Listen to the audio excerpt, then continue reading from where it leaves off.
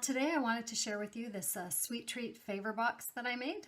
I was making them for, actually it's my husband's birthday coming up, and we always do a family dinner, and so I like to do little favor boxes to put by each place setting. And so I found these by a woman. She goes by the name of Intertwine Designs, and I'll post her link below because she gave a good tutorial. They're pretty easy to make, but I thought they were really cute. You can embellish them any way that you like. You just use these little library clips.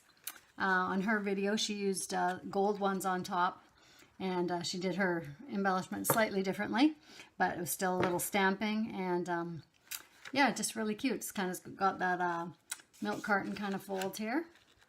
And so yeah, I did this one here for the birthday guy. So it says happy birthday to you on there that I stamped on there, and put a little candle sticker on there, and then I'll show you what I put inside here. So you could fill these with pretty much anything you like, but I filled mine with these Werther's treats, and did that for everyone. And yeah, I thought they were really cute. So this one says for you, so these will be for the other dinner guests, with a little present on it. And this is just a black paper with some white lines. I thought was kind of unique. I did a second one like that. They're a little more masculine because I have all sons, so, and one girlfriend coming. So yeah, this one is the same as the previous one. And then this one is a little more feminine with the bling dot on there, and a cute little drink on there, and the pink library clip.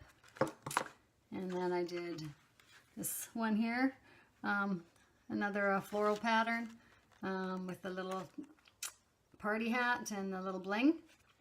And yeah, and they all have the same treats in there, but they actually hold quite a bit, so you could put a lot of different things in there. And so I just use the little stickers like this to embellish them. So any little birthday stickers you have would work.